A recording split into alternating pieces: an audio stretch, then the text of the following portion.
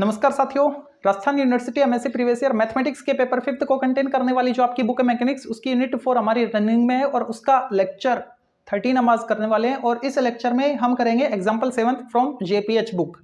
तो example start करने से पहले मैं आपको बताना चाहूंगा कि हमारी जो यूनिट 4 है उसमें क्वेश्चन नंबर 7 और 8 है, उसके दो पार्ट है, मतलब 40 नंबर की है। तो 40 नंबर का आपको मटेरियल प्रोवाइड करवाया जा रहा है इन वीडियोस के थ्रू। आप अच्छे से साथ के साथ रिकॉल करते चलिए। जो लास्ट आर्टिकल है हमारा बाउंड्री सरफेस, वो आर्टिकल और उससे उस पर बेस्ड जो क्वेश्चन या एग्जांपल है वहां तक ये यूनिट है, वहां तक हम 40 मार्क्स कवर कर पाएंगे।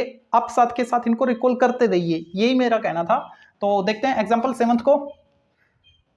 The particle of A fluid move symmetrically in space. जब भी सिमेट्रिकल मोशन होती है ना, तो उस केस में जो एंगल होते हैं ना वो कांस्टेंट होते हैं, ये आपको याद रखनी है। सिमेट्रिकल मोशन के लिए एंगल कांस्टेंट होंगे with regard to a fixed centre. Okay, prove that the equation of continuity this where u is the velocity at distance r, यानी r डायरेक्शन में इसने वेलोसिटी u बोल रखी है। एक बार इक्वेशन को अच्छे से निकाल लो और चेक करो क्या ये कार्टेशियन कोऑर्डिनेट सिस्टम है या फिर पोलर है या फिर सिलेंड्रिकल है। कार्टेशियन में तो del by del x del by del by del by del z की टर्म होती है, तो वो तो यहाँ पे हमको दिख नहीं रही। ठीक है, हमको तो डेल बाई डेल आर दिख रहा है। ओके, u इसने बोल रखी है r डायरेक्शन में है। ठीक है, velocity del by del r तो सिलेंड्रिकल में भी होती है और पोलर में भी होती है। अब कौन सा ले जज नहीं कर पा रहे हम, है ना। तो उसके लिए इसने हिंट दे दिया, क्या, regard to a fixed centre. Fixed centre से हमको वो पैरेललेपिपेड कंस्ट्रक्ट करना है। तो आप याद करो आपने सिलेंड्रिकल वाले में कैसे बनाया था पैरेललेपिपेड, 2 पॉइंट फिक्स किए थे जेड वाले पे, है ना। यहाँ पे फिक्स किया, 2 लाइनें निकाली, यहाँ पे फिक्स किया, 2 लाइनें निकाले, 2 फिक्स्ड पॉइंट लिए थे और इसने क्या बोल रखे, एक फिक्स्ड पॉइंट होना चाहिए। तो याद करो पोलर कोऑर्डिनेट सिस्टम वाले पैरेललेपिपेड को, उसमें एज ए सेंटर हमने ओरिजिन लिया था और ओरिजिन से हमने 4 लाइन ड्रॉ की थी और एक पैरेललेपिपेड कंस्ट्रक्ट किया था, यानी उसमें एक ही फिक्स्ड पॉइंट था एज ए ओरिजिन, एक पॉइंट था ना फिक्स। ठीक है, इसका मतलब ये पोलर कोऑर्डिनेट सिस्टम की बात कर रहा है। तो एक बार उसको कंस्ट्रक्ट करते पैरेललेपिपेड को पोलर वाले में।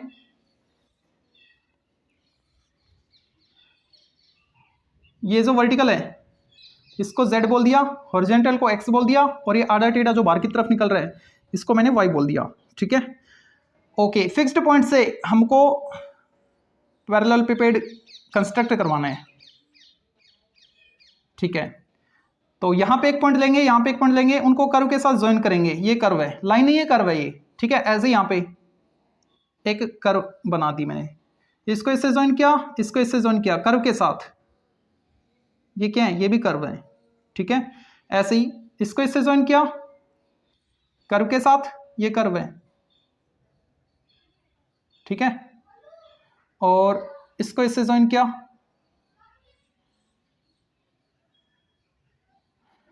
इसको इससे ज्वाइन किया, इसको इससे ज्वाइन किया, बन गया। ठीक है, अब नामकरण करते हैं इसका। ये मान लो फ्लूइड पार्टिकल है हमारा ए, और जिसकी पोजीशन क्या है आर थीटा फाई, पोलर की बात हो रही है। इसको बोल दिया मैंने A B C D, D dash C dash B dash and A dash. फिर क्या करेंगे हम, जो कंट्र माइनस एजेस है उनको कैलकुलेट कर लो। तो इसने बोल रखा है आर डायरेक्शन पे, आर डिस्टेंस पे वेलोसिटी यू है, इसकी वेलोसिटी बता रहे हैं, है ना। तो ये आर लेट कर लेते हैं और ये थीटा है। आर डायरेक्शन में वेलोसिटी यू है, इसका कहने का मतलब ये है। ठीक है, फ्लूइड पार्टिकल की बात कर रही है। ओके, तो आर और ये जेड है, ये किस एंगल से रोटेट होगा, सपोज डेल्टा थीटा से। ठीक है, ए डैश क्या आएगा, ए डैश डेल्टा आर हम लेट कर लेते हैं। आर डायरेक्शन में जो कंट्र माइनस एजेस है वो क्या है, डेल्टा आर है, ए डैश की वैल्यू। और थीटा डायरेक्शन में क्या आएगी, एडी। एडी को हम क्या लिख सकते हैं, आर इंटू डेल्टा थीटा। ये आर है, ये डेल्टा थीटा है, तो इनका प्रोडक्ट। ठीक है, फाई डायरेक्शन में क्या आएगी, तो उसके लिए हम यहाँ से परपेंडिकुलर ड्रॉप करेंगे और यहाँ से परपेंडिकुलर ड्रॉप करेंगे। ठीक है, इसको इससे ज्वाइन करेंगे, ये जो एंगल आएगा ये हम फाई लेके चलते हैं। ओजेड डायरेक्शन में जो कंपोनेंट है वो क्या आएगा, अगर ये आर है और ये एंगल थीटा है तो कोस आर कोस थीटा, इसको क्या लिखते हैं, आर कोस थीटा। तो ये वैल्यू क्या आएगी, इसके इस कंपोनेंट के परपेंडिकुलर कंपोनेंट क्या होगा, आर साइन थीटा होगा। ठीक है, ओके, इस लाइन को हमने डेल्टा थीटा एंगल से रोटेट, डेल्टा फाई एंगल से रोटेट करवाया। तो ये जो लेंथ ऑफ आर्क है यही तो है ए बी, तो ये क्या आएगी, ये वैल्यू इंटू एंगल जिससे वो रोटेट हो रहा है, r sine theta into delta phi. तो ए भी हमने कैलकुलेट कर ली, ए डी हमने कैलकुलेट कर ली और ये भी कैलकुलेट कर ली। बात करें वेलोसिटी कंपोनेंट की, तो इसने बोल रखा है आर डायरेक्शन में वेलोसिटी तो आपको यू लेनी है, और थीटा और फाई डायरेक्शन में क्या आएगी, जीरो। क्यों? क्योंकि सिमेट्रिकल मोशन आपको दे रखी है, तो एंगल कांस्टेंट होने की वजह से उनमें जो उन थीटा और फाई डायरेक्शन में जो वेलोसिटी कंपोनेंट है वो भी जीरो हो जाएंगे कांस्टेंट होने की वजह से, ठीक है। और डेंसिटी इसके रो लेट कर लेंगे, ठीक है। अब लिखते हैं तो let a r theta phi. देखो ये जो लिखते हो ना आप, तो ये अच्छे से डिफाइन कर देता है कि हम पोलर कोऑर्डिनेट सिस्टम ले रहे हैं। यहाँ पे जो पोजीशन लिखते हैं ना वो वाली, ये डायरेक्शन किसकी है, पोलर वाले की है, ठीक है। तो आप लिख के मत बताया करो कि हमने पोलर कोऑर्डिनेट सिस्टम लिया है, टीचर यहाँ से समझ जाएगा, समझदार होते हैं टीचर, ठीक है। Let a be a fluid particle,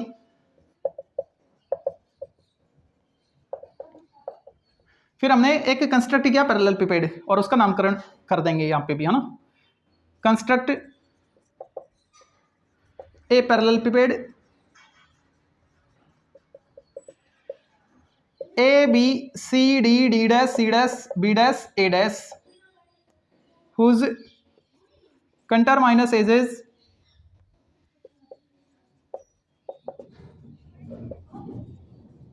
along to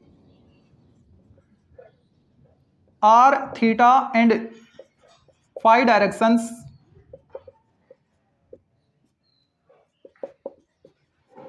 क्या क्या है, ए डैश आर डायरेक्शन में उसको हमने डेल्टा आर लिया है, और ए डी थीटा डायरेक्शन में उसको हमने आर इंटू डेल्टा थीटा लिया है, ओके। और ए बी फाई डायरेक्शन में तो r sine theta delta phi, ठीक है। वेलोसिटी कंपोनेंट की बात करें तो velocity components along to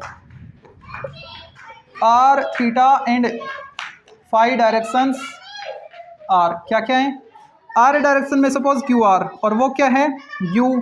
theta direction में क्यू थीटा, वो क्या जीरो, क्यों,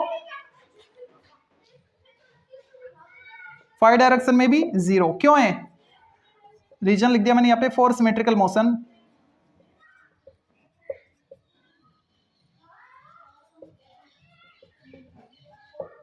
एंगल्स विल बी कांस्टेंट,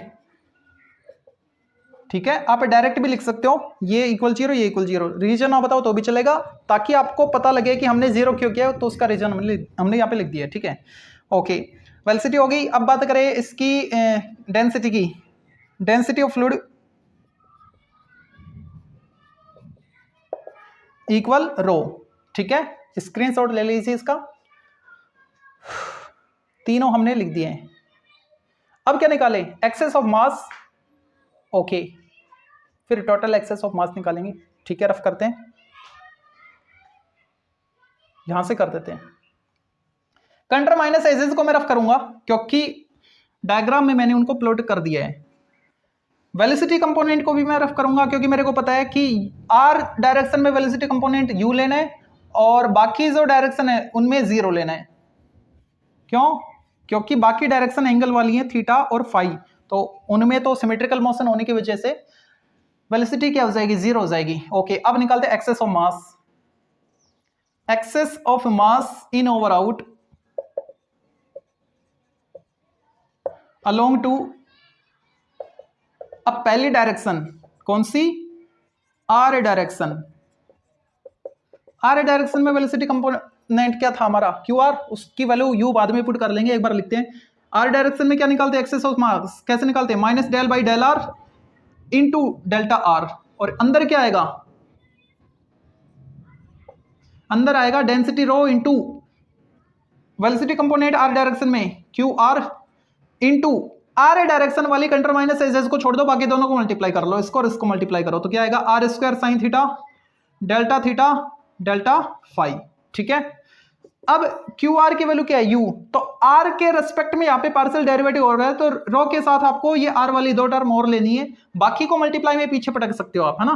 तो मैं क्या लिख रहा हूं, माइनस इनको डेल के साथ लिख रहा हूं, यानी डेल रो क्यू आर की value u into r square और नीचे डेल आर, और ये एज इट इज मल्टीप्लाई में sine theta delta phi delta r, ठीक है। बात करें सेकंड वाला, मतलब थीटा डायरेक्शन, तो थीटा डायरेक्शन में excess of mass in over out क्या आएगा, 0, क्यों? रीजन बता दो। As a q theta equal 0, यानी थीटा डायरेक्शन में वेलोसिटी कंपोनेंट आपने 0 लिया एज ए सिमेट्रिक मोशन, ठीक है। और फाई डायरेक्शन की बात करें तो वो भी 0, रीजन क्यू फाई क्या है? 0 है। मार्कर में इंक खत्म हो गई, कोई बात नहीं, दिख तो रहा है ना क्लियर? हाँ सही है, थोड़ा सा मैनेज कर लेना आप, है ना। ओके, अब total excess of mass calculate करते हैं। Total excess of mass in over out, तीनों को प्लस करें, ये तो 0 है, मारो गोली इनके, बचा क्या ये, तो इसको क्या लिखें? Minus del rho u r square by del r sine theta delta r delta theta delta phi, ये आ गया, ठीक है। ओके, अब हम निकालेंगे चेंज इन मास, दोनों की इक्वल करना है ना using law of conservation of मास। तो चेंजिंग मास के लिए क्या करें?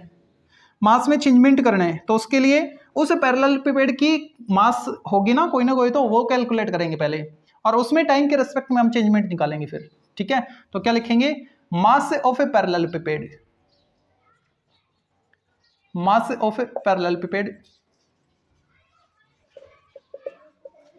Density rho into product of all three contour minus axes r into r, r square delta r delta theta delta phi, और साइन थीटा वो भी है ना, तो इसको भी लिखो r square into sine theta delta theta delta r delta phi, ये तो मल्टीप्लाई में होता है, कैसे भी कर लो, ठीक है। अब चेंज इन मास कैलकुलेट करेंगे। Change in mass in over out, अरे क्या कर रहे हैं? Change in mass of parallelepiped, इसमें चेंजमेंट निकाल रहे हैं ना, तो इन ओवर आउट की यहाँ पे क्या रिक्वायरमेंट है? Change in mass of a parallelepiped क्या आएगा? Del by del t apply कर दें। ओके, टी के रेस्पेक्ट में कर रहे हैं चेंजमेंट, है ना, तो टी के फंक्शन ये तो है नहीं, तो रो को ही लिखो, यानी del rho by del t into r square sine theta delta r delta phi, ठीक है। अब using law of conservation of mass, using law of conservation of मास,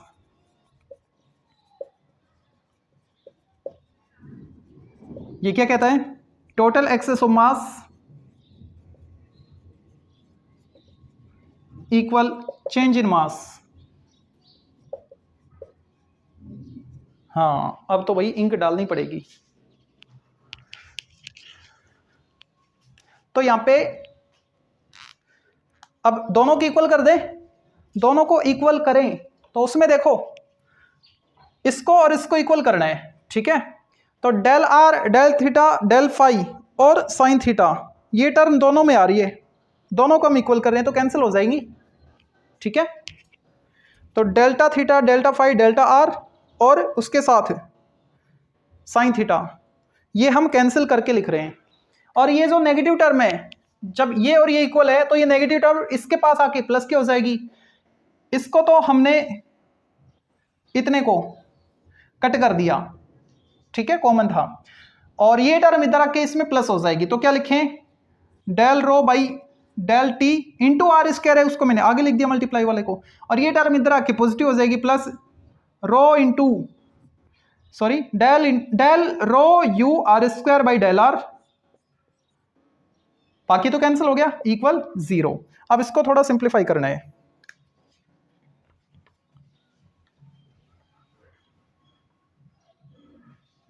करते हैं सिंप्लीफाई। यहां पे देखो हमको जो इक्वेशन चाहिए ना उसमें आर स्क्वायर नहीं है इसके साथ, ये वाला अकेला है, ठीक है, इसको सिंगल कर दो, तो आर स्क्वायर से डिवाइड करो, क्या आएगा?